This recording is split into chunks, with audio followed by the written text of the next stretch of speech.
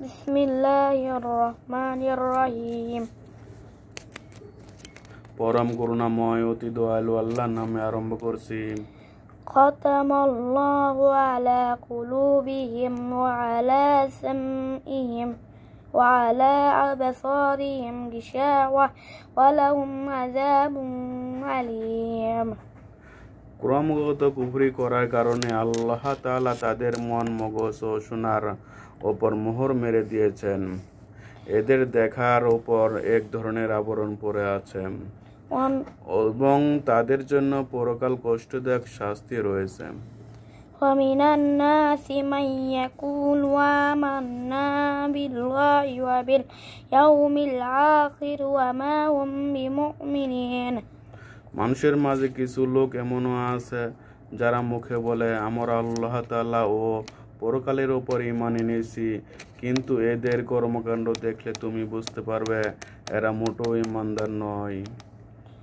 يخادعون الله والذين آمنوا وما يخدعون إلا أنفسهم وما يشعرون। মুখে ঈমানদারের দাবি করে এরা আল্লাহ তাআলা ও তার নেক বান্দাদের সাথে প্রতারণা করে যাচ্ছে। মূলত এই কাজের মাধ্যমে তারা অন্য কাউকে নয়, নিজেদের ধোঁকা দিয়ে যাচ্ছে, যদিও এই ব্যাপারে তাদের কোনো প্রকার চৈতন্য নেই। في قلوبهم مرض فزادهم الله مرضا ولهم عذاب أليم بما كانوا يكذبون। আসলে এদের মনের ভিতরে রয়েছে মারাত্মক ব্যাধি প্রতারণার কারণে, অতঃপর আল্লাহ তাআলা এদের সেই ব্যাধি বাড়িয়ে দিয়েছেন। তাদের জন্য রয়েছে আল্লাহ তাআলার পক্ষ থেকে পীড়াদায়ক আযাব, কেননা তারা মিথ্যা বলেছিল। وإذا قيل لهم لا تفسدوا في الأرض قالوا إنما نحن مصلحون। তাদের যখন বলা হয় তোমরা এই শান্তিপূর্ণ জমিনে অশান্তি ও বিপর্যয় সৃষ্টি করো না, তখন তারা বলে না, আমরা তো হচ্ছি বরং সংশোধনকারী। ألا إنهم هم المفسدون ولكن لا يشعرون।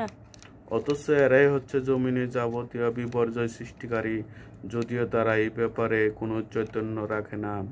وإذا قيل لهم آمنوا كما آمن الناس قالوا أنؤمن كما آمن السفهاء ألا إنهم هم السفهاء ولكن لا يعلمون। তাদের যখন বলা হয় অন্য লোকেরা যেমন ঈমান এনেছে তোমরাও তেমনি ভাবে ঈমান আনো, তারা বলে, হে নবী, তুমি চাও আমরা নির্বোধ লোকদের মতো ঈমান আনি।